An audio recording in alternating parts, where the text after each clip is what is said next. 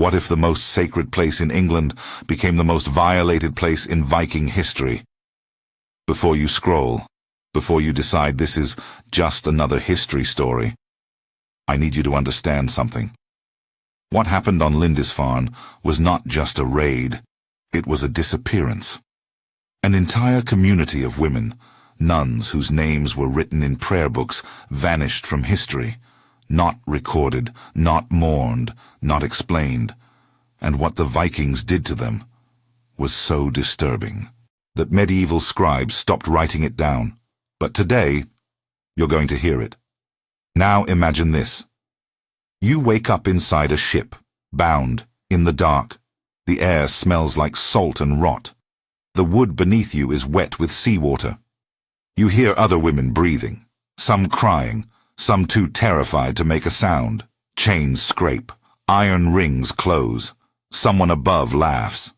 And you realize you are not being taken somewhere. You are being kept. Here's what most history books never tell you. The Viking raid on Lindisfarne didn't just target gold. It didn't just burn churches. It didn't just kill monks. They went after women, young women, holy women, women who had sworn themselves to God. And once they were taken aboard those ships, they were never meant to return.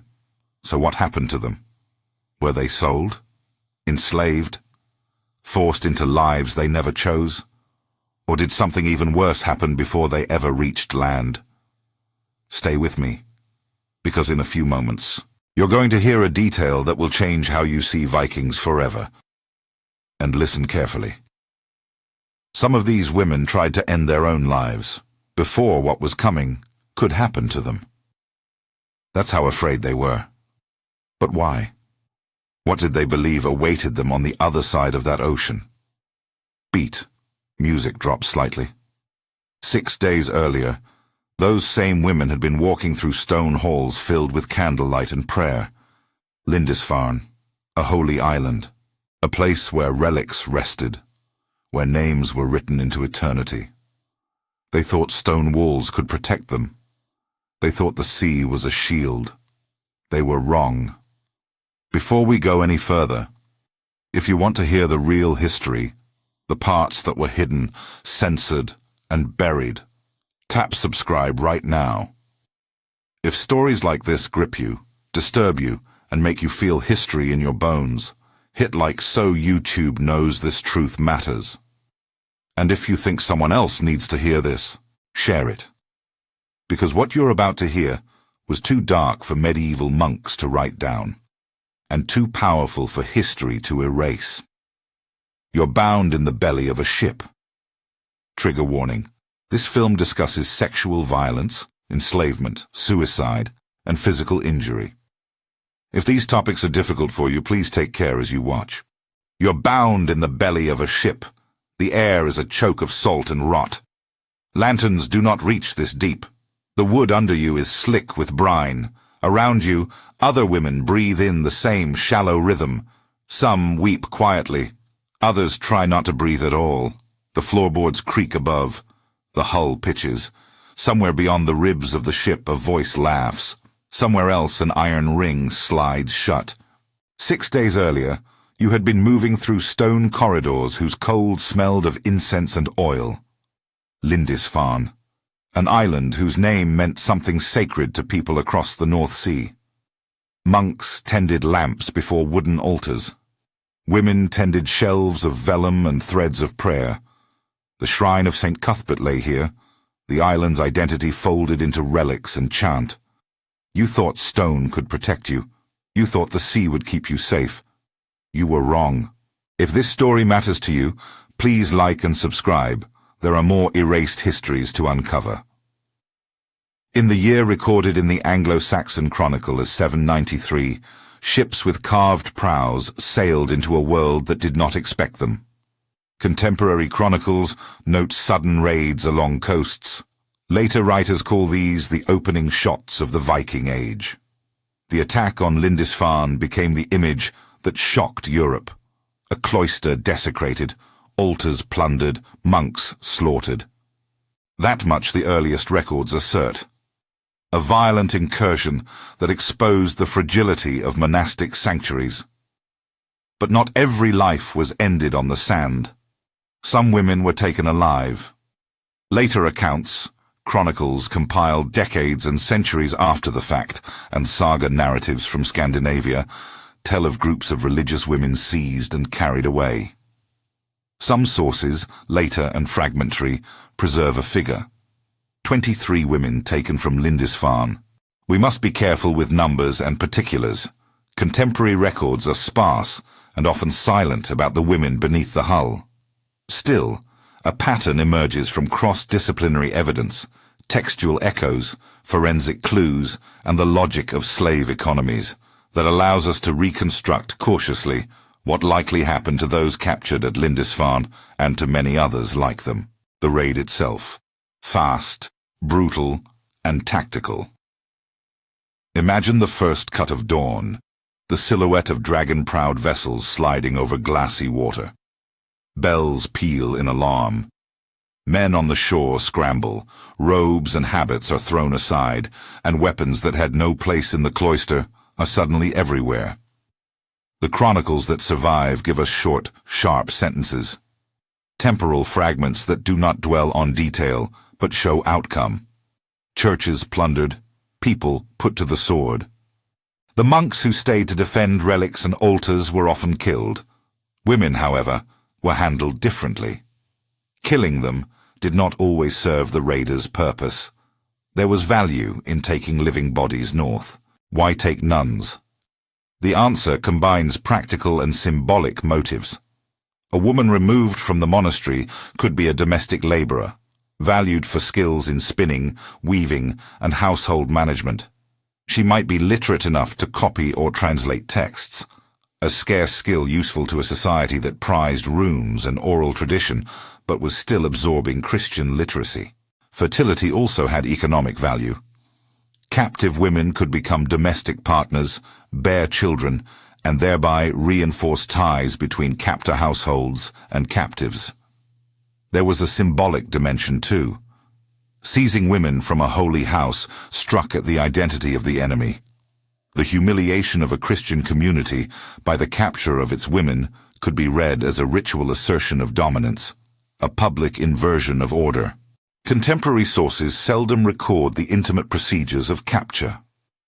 For fuller, if later detail, we turn to saga literature and to the practices of the Norse world as reconstructed by historians.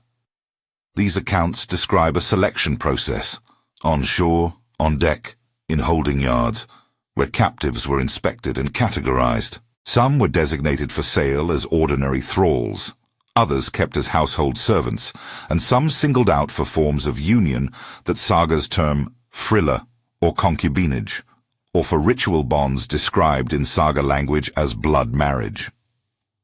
These categories are not identical across regions or centuries, and the vocabulary shifts: frilla, ambat, thrall, frelsi. When we use these terms, we mean to translate a complex social spectrum in which forced unions, domestic slavery, and negotiated concubinage overlapped. The boundaries were porous and often contested. Imagine the shore where captives are lined up. This is where the first layer of humiliation is public and purposeful. Clothes are stripped to determine physical condition and to facilitate transport. Hair may be cut in some accounts. Later writers suggest the removal of distinctive religious hair or tonsure, a gesture meant to break identity. Precious items, books, relics, crucifixes, are separated and plundered or discarded.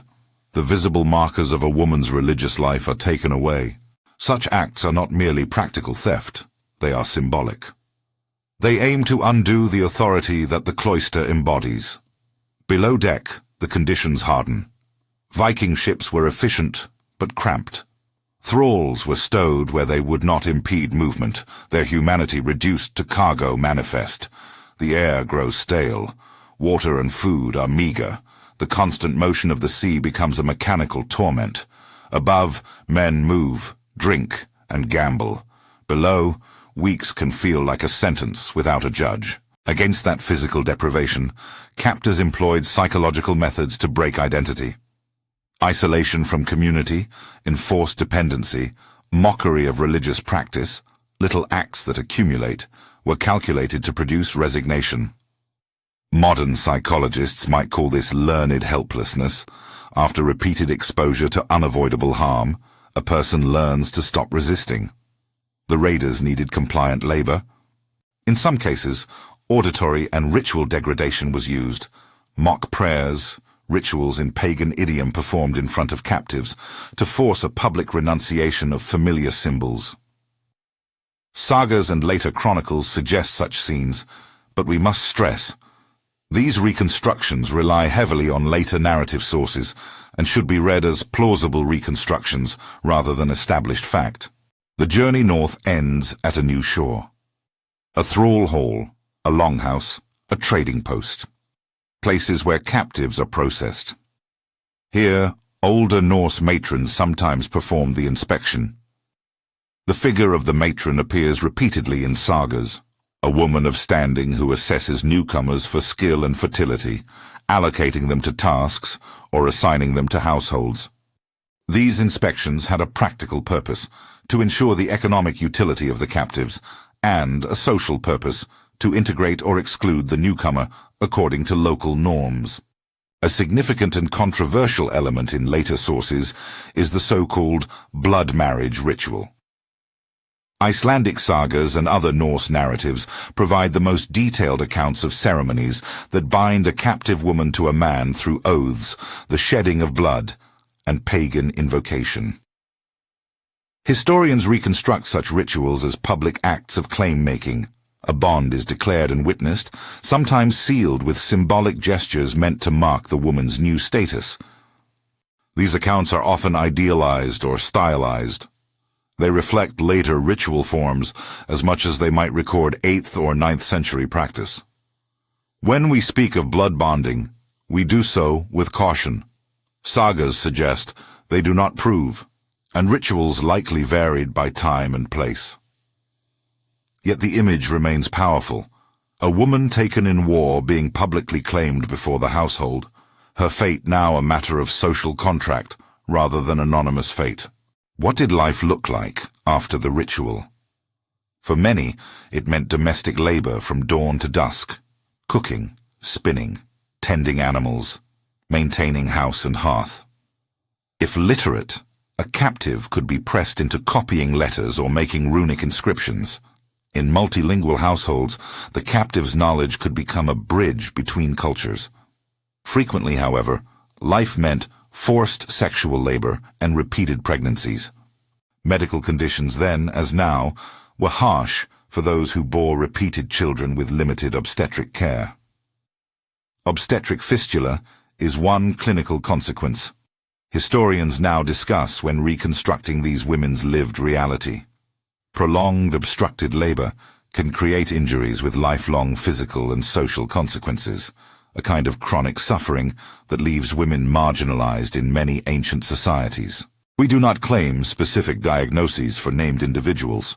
Rather, we point to the kinds of medical outcomes that repeated pregnancies under poor care commonly produce. Religious life in captivity was complicated. Some captives were compelled to participate in pagan rites, sometimes as an expression of domination, sometimes because they were co-opted into household cult practices. Other women maintained secret Christian practices, quiet prayers, hidden crosses carved in wood, the smuggling of psalm fragments into the hearth. These acts of resistance are not merely devotional. They are acts of cultural and personal continuity, ways of preserving identity against systems designed to erase it. Relationships with Norse wives could be equally complex. Wives sometimes expressed hostility. A new captive might be seen as a rival for household resources or sexual access. In other cases, women created fragile solidarities. Saga literature recounts moments when a matron protected a captive woman, or when a captive woman's domestic skill made her indispensable. These narratives reveal the fluidity of female relationships in constrained domestic economies. Hostility and cooperation could coexist, and both could be survival strategies. The record preserves darker outcomes as well. Later sources, both monastic laments and saga echoes, mention suicides and desperate attempts to end unbearable conditions. Such acts should be read with solemnity. They are indicators of desperation, not sensational episodes to titillate. When chronicles are silent about these cases, silence itself is a source. Medieval institutions often suppressed or glossed over the sexual violence inherent in slavery and wartime capture. Some historians interpret this omission as institutional shame, fear of scandal, or a focus on other priorities. But the effect is the same. Women's experiences were pushed to the margins of the record. How do we know or infer any of this? Our evidence is fragmentary by design. Contemporary texts, like the Anglo-Saxon Chronicle, give us a framework of dates, places, and outcomes. Alcuin of York, writing to Charlemagne and others in the decades after the attacks on English coasts, used rhetoric that expressed outrage and lamentation at the desecration of sacred spaces. But Alcuin's letters, angry, theological, pastoral, are not eyewitness testimony of captives' lives. They reflect a Christian intellectual's interpretation of events and the shock such raids produced across Western Christendom. The most detailed narratives of captives emerge in saga literature produced in Iceland and elsewhere centuries later. These sagas are not neutral archives. They are literature shaped by memory, ideology, and the needs of storytelling communities. They preserve possible ritual forms and social practices, but they do so in ways that reflect later realities as much as earlier ones. For example, accounts of blood marriage ceremonies in sagas illuminate how Norse societies later conceptualized claims over women. They do not provide forensic proof of uniform practice in 793. Archaeology offers its own, different language. In Orkney and other parts of the North Atlantic, archaeologists have uncovered burials that speak in artifacts. There are graves where Christian symbols, tiny crosses, sit alongside pendants associated with Norse cults, like the hammer of Thor. These mixed symbol burials do not name the women interred. They do not explain whether the person was a captive, a convert, or the child of mixed households. But they do indicate cultural junctions, people living with multiple religious identities. A female skeleton, found with both cruciform jewelry and Norse amulets, suggests a tangible intersection between Christian and Norse worlds that could have resulted from marriage, concubinage, or the complex social lives of thralls and their descendants. Material culture also hints at literacy transmission. Fragments of inscribed objects, reused Christian artifacts in Norse contexts, and runic inscriptions that cite Christian prayers suggest that literacy and ritual forms circulated between communities. These artifacts do not directly tie to the women of Lindisfarne, but they illustrate the mechanisms by which captive women, and others, could carry parts of Christian practice and knowledge into Norse households. Memory itself is divided. Monastery annals are often terse or silent about the fate of women. Institutional records privileged relics and property. The human lives entwined with them rarely received detailed attention. Later medieval writers, for their part, turned raids into moral tales of providence and punishment. Icelandic saga writers, writing generations after the events, embedded older memories into narrative forms that emphasized honor, kinship, and ritual. The result is a patchwork archive, contemporary fragments, later narrative expansions, and material echoes that requires interpretive caution. From this uneven archive, we can propose a sober reconstruction. Women taken from Lindisfarne and places like it were processed as living property, moved through selection and ritual, and integrated into Norse households in roles that could be domestic, sexual, or both. They endured hardships, crowded ships, forced labor, repeated pregnancies, isolation from community, and some may have suffered long-term medical consequences as a result. Some practiced secret faith. Some were forced to participate in rites alien to them. The responses of local and religious authorities to these events ranged from moral condemnation to mute silence. Official records are often more interested in plundered liturgical objects and miraculous relics than in the violated bodies and lives of women. There is, cruelly, an irony to this history. The very women seized to humiliate Christianity could become vectors of it. Within households they entered, captive women sometimes brought prayers, hymns, and objects that continued to be used. Their children, born into mixed households, could inherit and shape blended cultural forms that aided the diffusion of Christian ideas across the North Atlantic. Archaeology records objects. It does not record the intentions behind them. But the presence of Christian material culture in Norse contexts, centuries after the raids, suggests networks of cultural exchange in which captive women were likely participants. This is not a tidy story of heroic resistance or of inevitable triumph. It is a tangled and often tragic narrative of violation, survival, accommodation, and erasure. The institutional silence that followed those early raids, what was not written, and why, remains a moral question as much as a historiographical one. Did monasteries avoid publicizing the sexual exploitation of their women out of shame? Was the focus on relics and buildings a way of containing scandal? Or were the priorities of chroniclers simply different from ours, attentive to property and miracle rather than to private suffering? The record does not answer these questions definitively. It poses them. What then can be done? Remembering is not a neat remedy, but it is a necessary first step.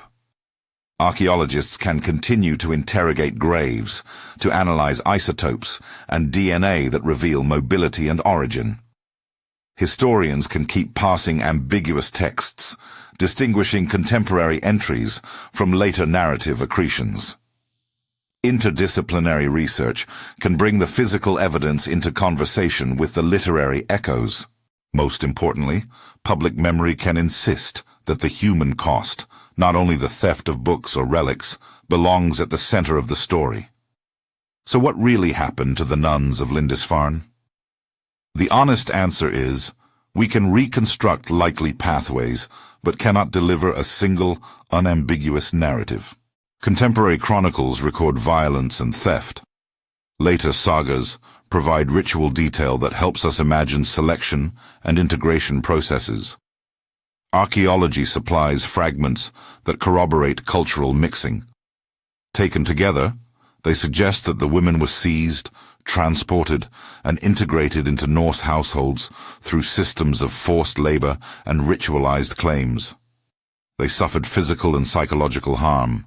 They resisted where they could, and they left traces, material and genealogical, that shaped the religious and cultural contours of the North.